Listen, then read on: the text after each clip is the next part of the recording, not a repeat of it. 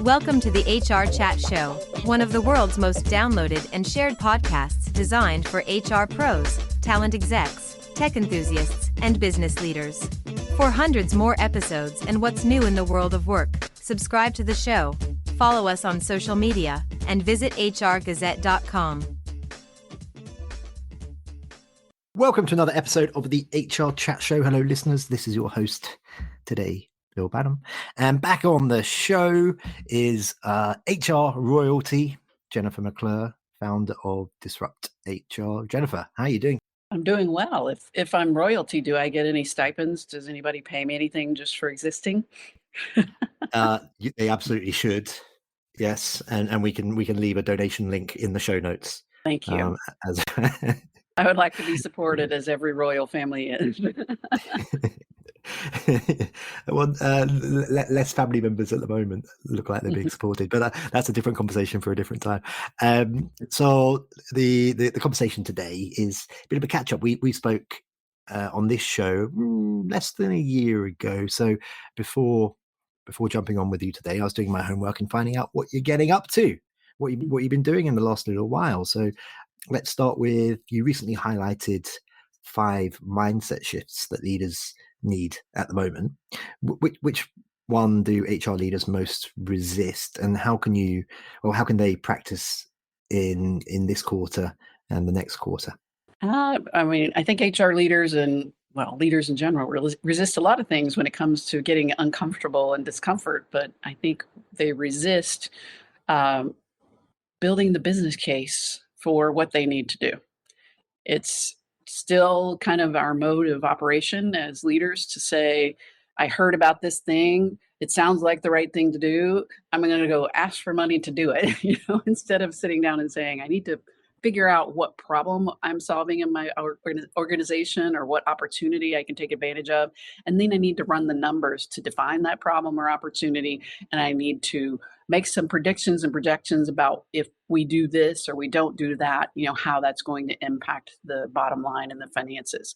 And is this even related to our goals? So I think the resistance around getting real clarity on how we can impact business goals and work on problems and opportunities that are focused on our organization's needs, it's just too easy to both look at shiny things or to do nothing. And that's where I think a lot of us fail.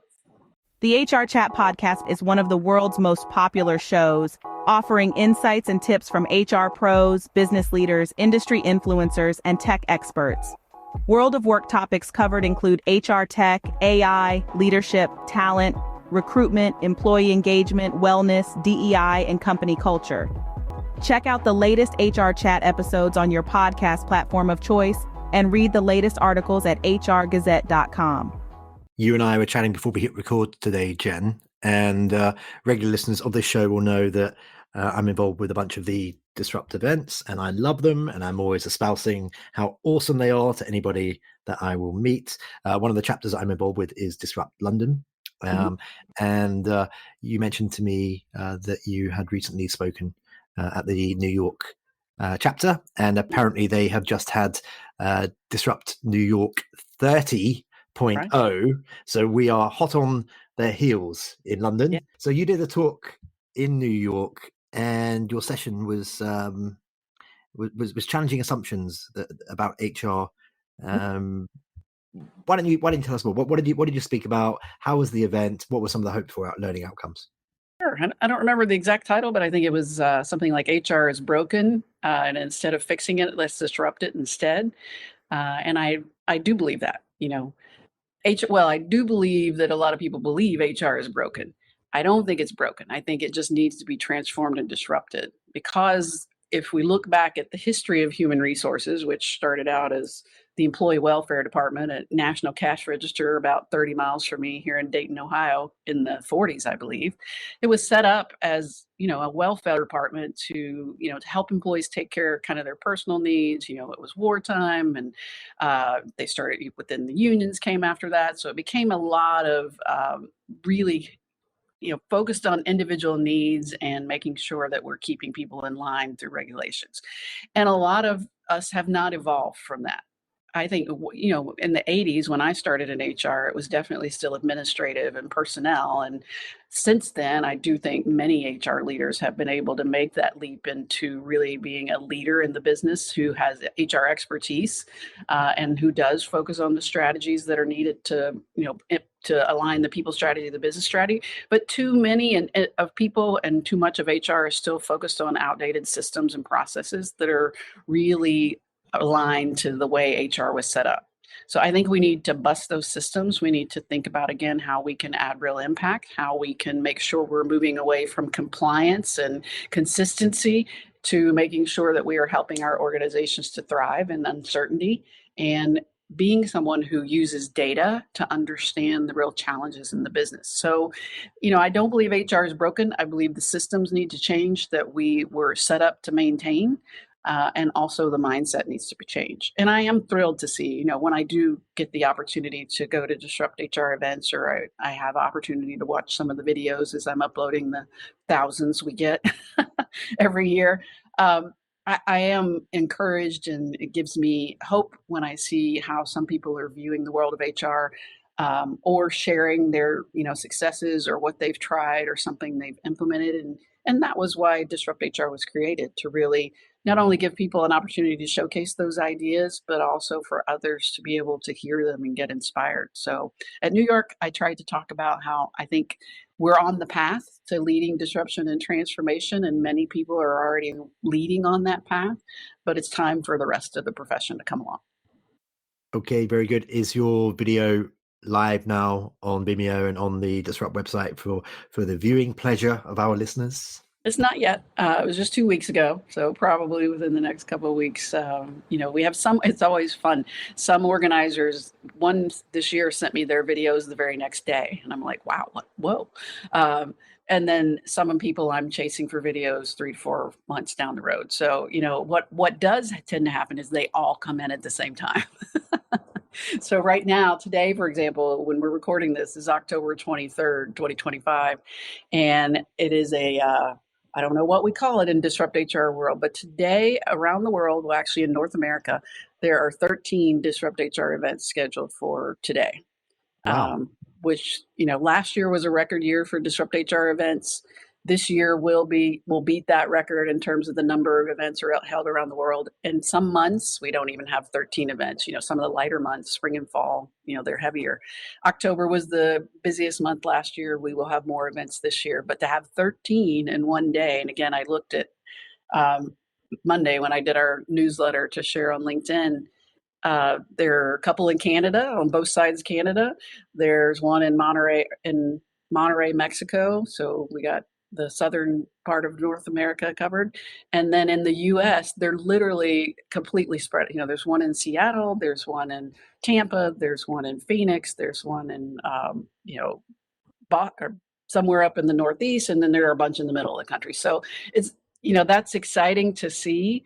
But I also look at that and go, that means videos from 13 cities are coming my way, probably all on the same day. And everybody's going to be like, can you get them up tomorrow? Like, I do my best. Okay, so when we last spoke, I think you mentioned that there were over 9,000 videos on the Disrupt website. We've got to be touching 10,000 now, haven't we? I believe we're over 10,000 now. We are definitely at on Vimeo, where we post our videos and pay for the hosting. We are about to hit 7 terabytes of storage, which is the limit on video. So that, they're sending me emails now about, quote, custom pricing. So that sounds scary. But 7 terabytes of Disrupt HR videos out there. And again, I haven't looked at the exact number. I think last time I looked, it was like 9,800 and something. So it's definitely it will go over 10,000 this month if it's not already. Oh my gosh. I'm stepping up. I'm doing a few more myself. Mm-hmm. I keep telling people how to do them, but I've only done a couple so far. So I've got 2 or 3 lined up over the next little while. Okay, so 13 events in one day. How many cities have hosted a Disrupt over the years? Oh, I could look that up. But right now we have, I count the numbers at the end of every month, but I also have a spreadsheet with all the licensed cities. We have over 170 licensed cities in 32 countries now, I believe. And we've never, for years, even, pre-pandemic, when DisruptHR was really growing, and then we, a bunch of people found different priorities after the pandemic and either didn't renew the licenses, and we dropped back down to 130 something. I think now we're back, we've gone over 170 licensed cities around the world. So, again, that's exciting to see that DisruptHR, it doesn't seem to lose steam. Maybe someday, it will be something that people did in the past. And, there are license holders every so often who they've been doing it for years, and they don't renew the license because they just either want to let someone else take it on or their priorities have changed. But it seems like, and it's always fun for me to see the new cities, new regions come on, and, nothing's really popping to mind right now, but to see DisruptHR come to cities that I actually have to look up on the map. Geography, world geography may not be my strong suit in the anyways, but when I'm like, okay, I've heard of that country before, but where is this city? That excites me. And to have more and international locations where the videos are not in English. And also to see, many of our organizers in some of our international cities have told me that, it's an honor and a challenge. I mean, honor might be the wrong word, for people to give a talk in English. So they actually want to give a DisruptHR talk so they can give it in English. And I admire that, because I can't imagine giving a DisruptHR talk, which is already a challenge, in not your native language. So that again, to see people challenge themselves in a variety of ways, to share their ideas, to fight that fear of getting up on stage and speaking, and for many even seasoned speakers to fight the fear of the 15-second slides. It's fun to see the videos that I do get to see, or the conversations that I do get to have. And then in the Middle East and in some of our Eastern European cities, it seems like they're really making it all-day events, with DisruptHR talks either spread throughout the day or a portion of their event. And when I see photos on LinkedIn or posts on LinkedIn, people are dressed, very formally in suits, and they post again about the honor of, being asked to present at DisruptHR. So to see we've always allowed our organizers to, as long as they have 5-minute talks with 20 slides in advance every 15 seconds, as long as they hold at least one live event a year, as long as they record the talks and nobody pitches or sells, they really can make the feel of their events or set up the events however they want. That's going to match with their community. And I think that's part of what makes DisruptHR successful. You can go to an event in Islamabad, Pakistan, and it's an all-day event on Saturday, and you dress up in a suit and you give your talk, in English, and you're very honored. Or you can go to, I won't pick on a city, but a city where it's held in a bar and there's 30 people there, and somebody's grandma is doing the video and AV. So that I like that about DisruptHR. My first experience of Disrupt was with the Toronto chapter when I was living over there, and I've always taken their approach to the events I'm involved with, i.e. I'll get up on stage and I'll say, this is not like another one of those dry HR events. We're pretty chill here. We're quite nice people. Yes, we'll brush our hair, but I always wear jeans, and we try and keep it relaxed. I don't think you'll ever find me in a suit at a Disrupt event. But there we go. That's just me. Okay, continuing through, let's talk a bit about your 2025 trends conversation, Jen. You mapped out the big shifts at the beginning of this year, shaping talent strategy. Which one of those has maybe accelerated the fastest since the beginning of 2025? And what's your updated playbook look like? I failed to look at my 25 trends that we talked about, or 2025. But I can assure you that, like most people who do predictions and trends every year, I was probably wrong on a few of them. I was probably right around saying that we're going to be dealing with, constant change and disruption. If I did say that, I was remiss on the pace of change and the level of disruption. I think that people around the world, in the business world and in life in general, have experienced. I don't think obviously AI is completely new. The internet was new at one time. Social media was new at one time. The industrial revolution, the printing press was new at one time, so no one really knew what any of those changes would mean. But I think with AI, it's disrupting, the workplace, our lives. And I don't think any of us really have a good idea of how exactly we're going to be interacting with it, using it, how it's going to take over our lives and become our overlords. I don't know. So I think anyone who's talking about 2026, which of course we're getting into prediction season, we'll start to see those posts show up on LinkedIn maybe November. Um, and I'm sure I'll write one too. But we have to consider. I keep talking about, and I'm trying to focus leaders on making sure that we are looking at AI as a way to empower our employees, a way for them to enhance their work that they do, to focus on more strategic activities. And when you say that, I mean, somebody who's doing data entry is not going to focus on more, but they should be looking at how they're going to upskill themselves so that, new jobs will be created that are coming from this. And that is where, particularly, I think HR people leaders, L&D, recruiting, we're in that space of, okay, yeah, AI is disrupting the world and the workplace and changing the way we do things and making some, activities and jobs no longer necessary. But we have to be in that space and that mindset of thinking about, you know, before AI really became a thing 2 or 3 years ago, we were all predicting a talent shortage. And we've been predicting that, for 20 plus years. McKinsey predicted it back, for 2020, back in 2000. So we've been saying there's not going to be enough bodies to perform the work. The demographics aren't in our favor in the UK and in the US and in more of the developed countries. In some of the, lesser developed countries, the population may be exploding, but that's not where the jobs and the work are today. So we've had that challenge that we were kind of thinking about, well, if there's not going to be enough people, how do we get the work done? Now we're going to maybe have still not enough people, but we're going to have an excess of people who don't have the skills that we need to do the jobs that we will have today and in the future.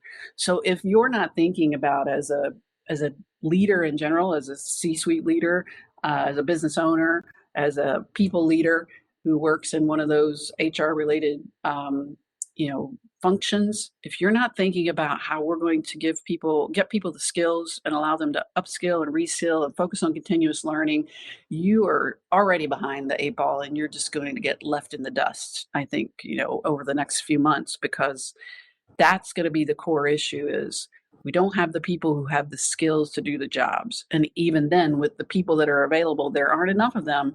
So how do we get those people the valuable skills that they need to do the jobs of today and the future when we can't even predict what the future is going to look like in a couple of months?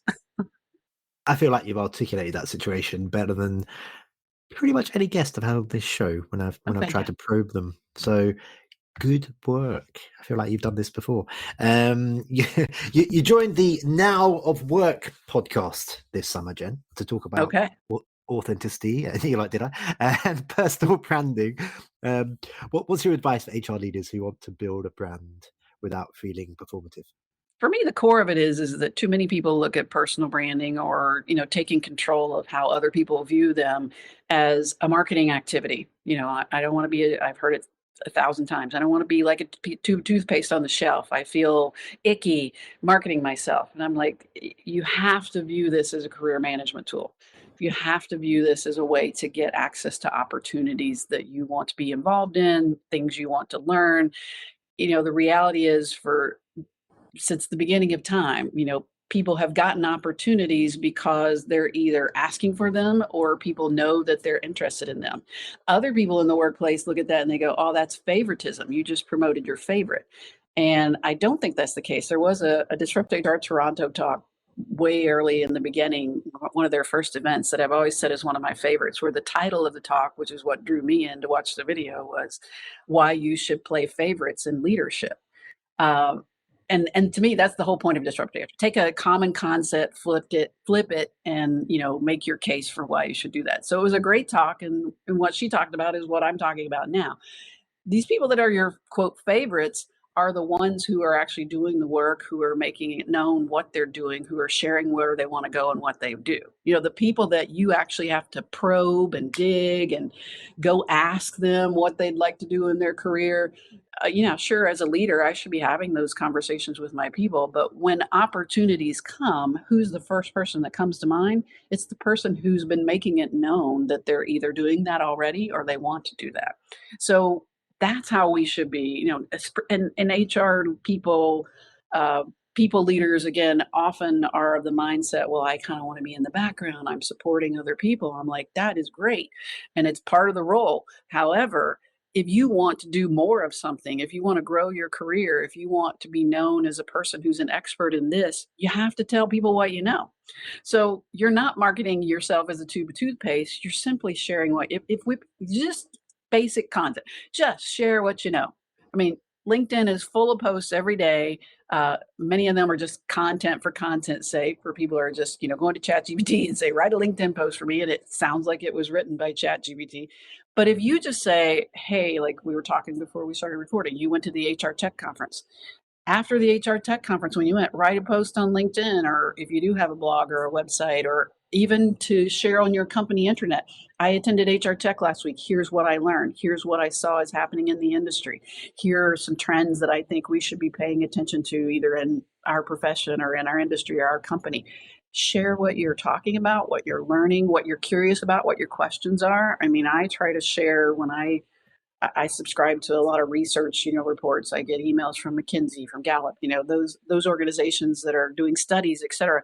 When I get an interesting study, I try to share that on LinkedIn. I read this post from the Guild Group, who did a meeting of minds of 12 CHROs, and here's what their predictions were of where HR is headed in the future. Here's what I think about that. What do you think about that? That is what thought leadership is. You don't have to have the answers. But thought leadership is both curating what's going on around you, having an opinion about it, sharing it, being willing and open to create conversation around that so that you can learn from other people's thoughts and ideas. So the basic concept of really tending to your personal brand, just share what you know. People often ask me, they'll reach out and say, hey, I'd like to be a professional speaker like you, Jennifer. Can we get on a 60-minute Zoom call, which we can't just have old school phone calls anymore. I don't know why. We can't just talk on the phone. Let's get on a Zoom call, and I'd love to get your, pick your brain on how to become a professional speaker. And I'm like, teach what you know.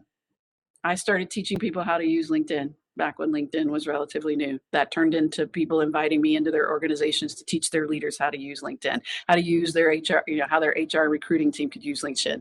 And then I realized I really like this speaking thing. What other things do I know that I can teach people? And now I teach people how to be, leaders and thrive in the future of work, because that's where I'm interested, what I'm interested in, and what I'm constantly learning, and what I want to share with people. So that's a impassioned long answer to your question of what is personal branding and why is it important and what should we be doing? Just teach what you know. Love it. Thank you. I missed the audio calls, by the way. But when I started doing this podcast in 2016, nobody asked you to put the video on. You didn't have to have the camera on. But these days it's a complete social faux pas. Well, and now when you do a podcast interview, you need to ask the question, like, is this also going to be a video? Because I have too many videos out there on the internet of me not looking camera ready because I didn't know we were doing a video podcast. I did what you just mentioned there, actually, on the back of HR Tech. 2 days later, I had a Disrupt in Manchester, and I shared my findings with the audience there, but they glazed over a little bit. So I did a truncated version at Disrupt Norwich the following week, and they seemed to like that a bit more. So I think it was perhaps to do with my delivery.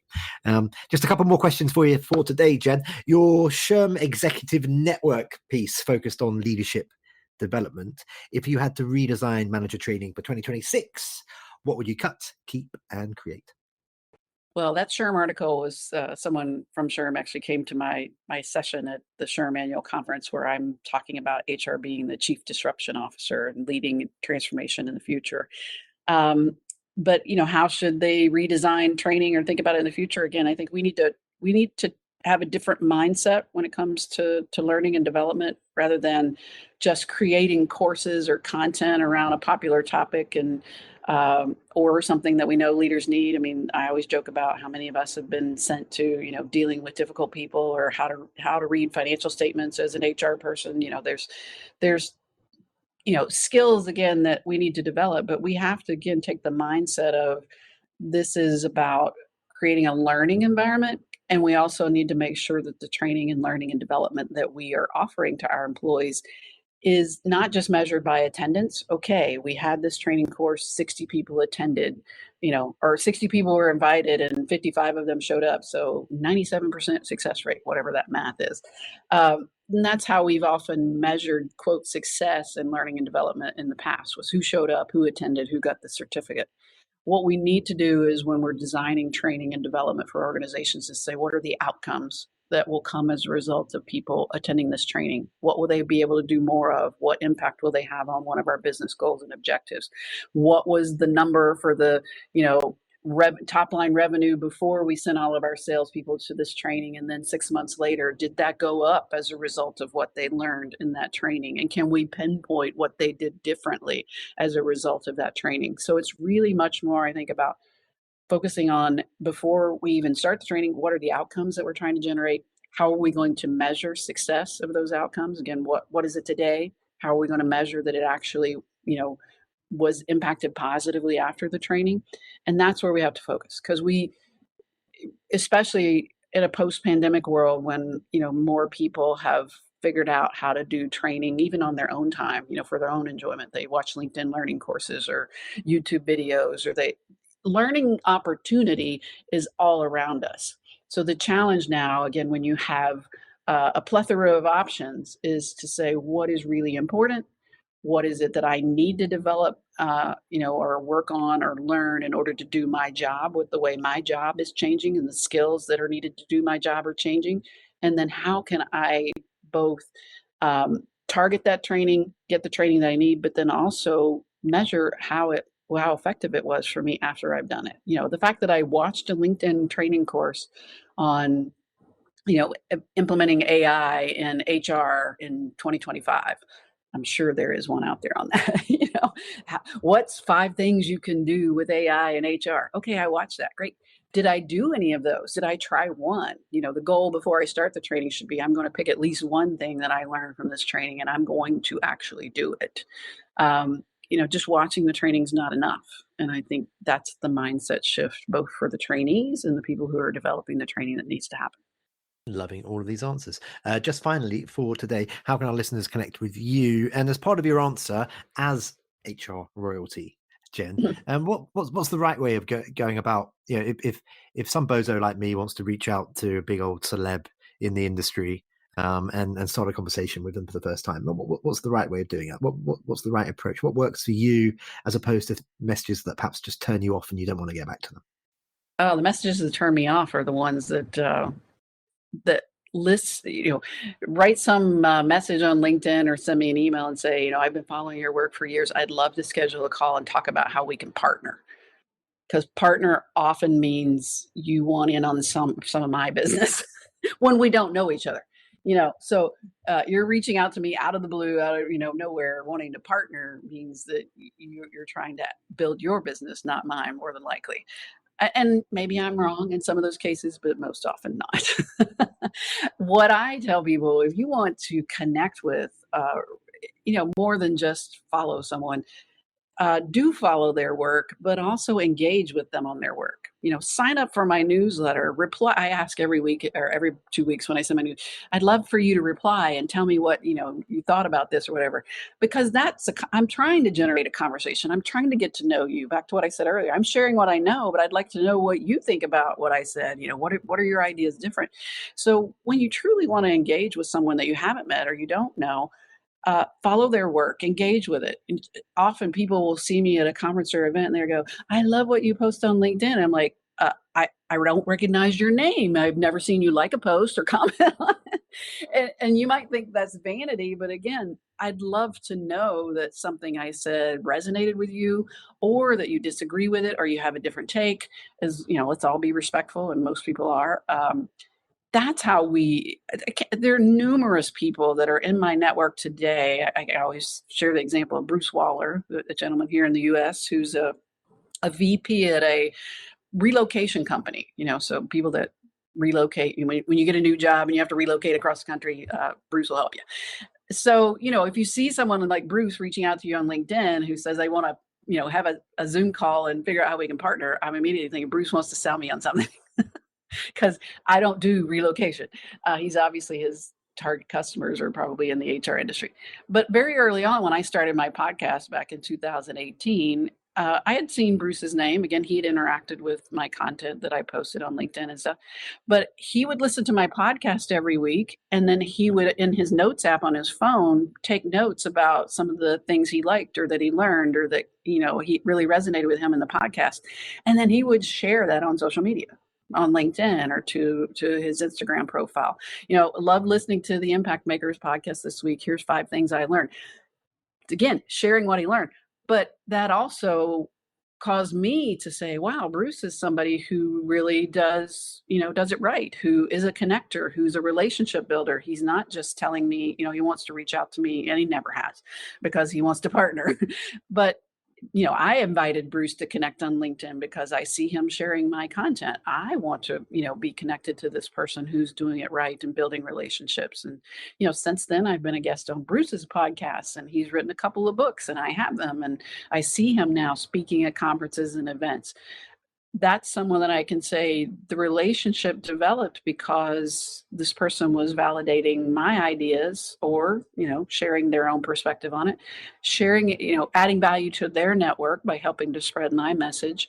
And that's somebody I do want to, have conversations with and be connected with. So the easiest way to get a thought leader or, if you want to think someone's royalties attention is engage with their content, sign up for the newsletter, reply to their newsletter, tell them you like it, because I spent 3 hours on my email newsletter that I sent out this week, and it's less than 750 words, but I thoughtfully try to curate something that people will get value from.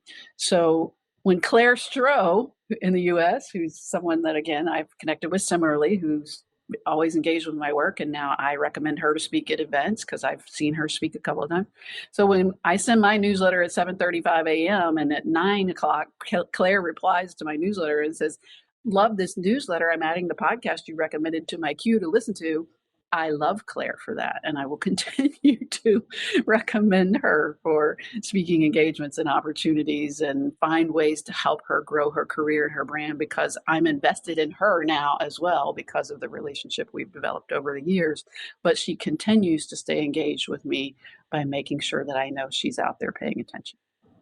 Bruce, Claire, if you're listening, we love you. I just want to add a third person there who's always fantastic at commenting on posts and interacting and sharing all the rest of it. Is a mutual friend of ours, Steve Brown. So Steve, if you're listening, you do it right, sir. You are a rock star. Jen McClure.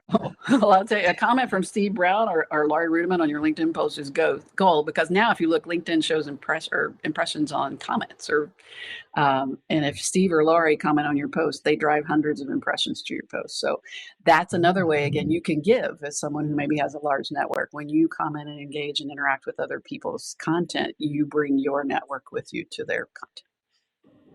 Very good. Very good. That just leaves me to say for today, Jen McClure, thank you very much for our regular catch up here today. I'll be hounding you again in about 6 months for another one of these. Would love it.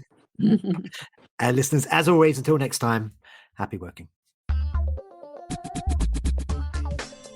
Thanks for listening to the HR Chat Show. If you enjoyed this episode, why not subscribe and listen to some of the hundreds of episodes published by HR Gazette? And remember, for what's new in the world of work, subscribe to the show, follow us on social media, and visit hrgazette.com.